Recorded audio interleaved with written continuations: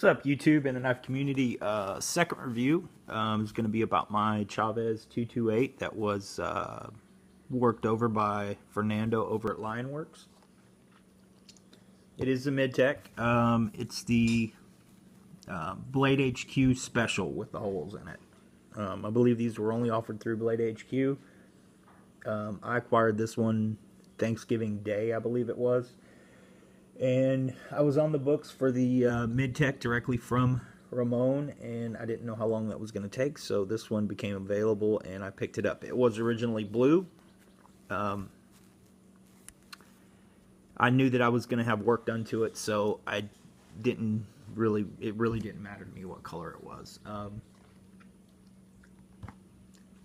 This one I had for about a day, sent it over to Fernando, and basically told him what I wanted done. And he did it. He sculpted the clip. I can't take all the credit for this, but I did have an idea of what I wanted on the clip. And I remember talking to Fernando and telling him, you know, I want like a harpoon or a devil's tail, if I remember correct. That's what I called it. And he said, oh, like a dragon's tail. And I said, yeah. And he came up with this. And he just did a phenomenal job on it. He did exactly what I had in my mind. And you would think that this would catch on your pants pulling it out. It catches on absolutely nothing. It's flawless. Works perfect. Does everything that it's supposed to do. And I think this is the only one out there like this. Kind of hope it stays that way. But it's all scratched up. It's a user. I use it. I know some of you guys out there don't think I do. Kind of called me a poser today, but that's cool, Chad. And I got the thumb relief and contoured with a copper backspacer. I originally wanted bronze, but it's just so damn hard to get bronze. It's hard to get it in the right size. When it's out there, it's gone. But he just did an awesome job on it.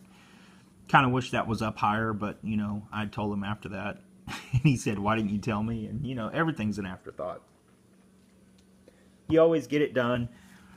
Then you think about shit and you say, well, why didn't I get that done? Why didn't I get that done? Well, you know, it's too late after that. You need to come up with a plan before you send it to people. But, you know, I actually do work on my knives. Work on knives myself now. I've worked on a couple of the Chaves 228s. And done what I thought would look good for them. And, you know, as far as I know, the people that I've done them for, they're happy with them. And, you know, they like what I've done. But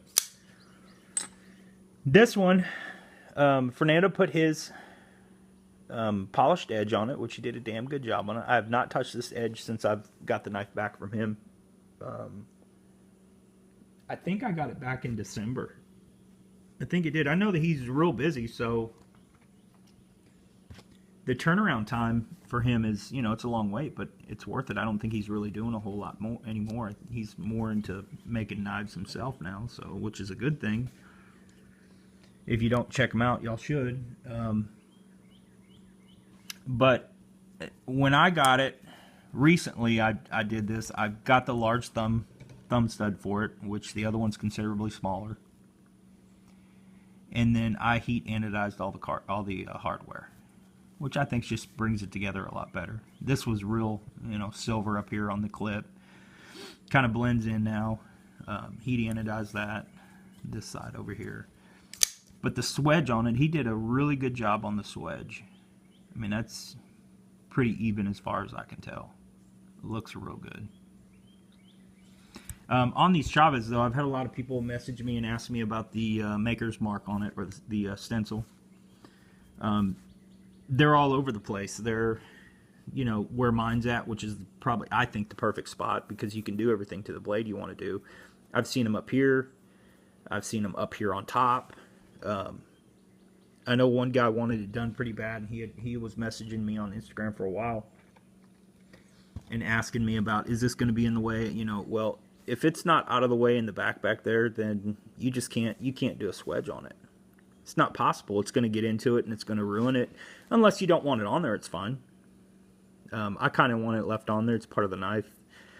I'm kind of a stickler for the maker's mark on the knife. I want it to be there to represent, you know, that that person made it. And it's their branding. They wanted it there for a reason. And I just feel better about it. But this is a really good knife. It's on bearings. Much different from his customs. I did have 113 that was on washers. It took me forever to break that thing in, but I finally got it broke in. A lot of washer polishing, a lot of pulling it apart, a lot of greasing, just a lot of stuff to get that knife broken in. But this one being a 228 and contoured, it's, I don't want to say it's better than the custom, but it's pretty damn close to a custom, and it just fits a lot better in the hand, I believe. The holes here are chattered, which is really cool, if you can see them.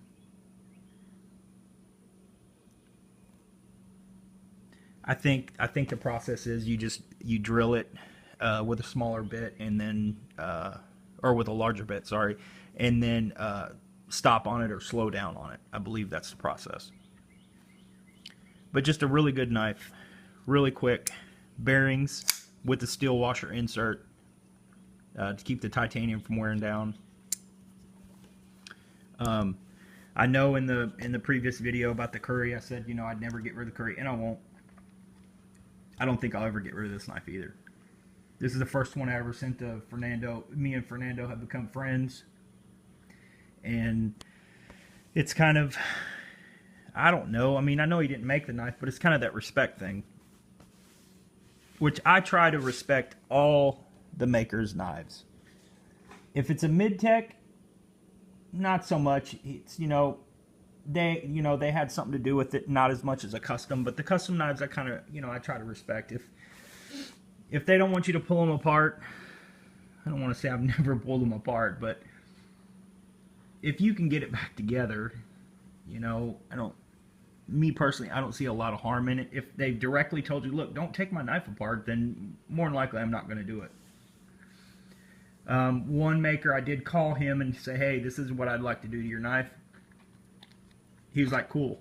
If that's all you're going to do, I'm fine with it. And I can, you know, I can respect that. And I did exactly what he said and left it alone.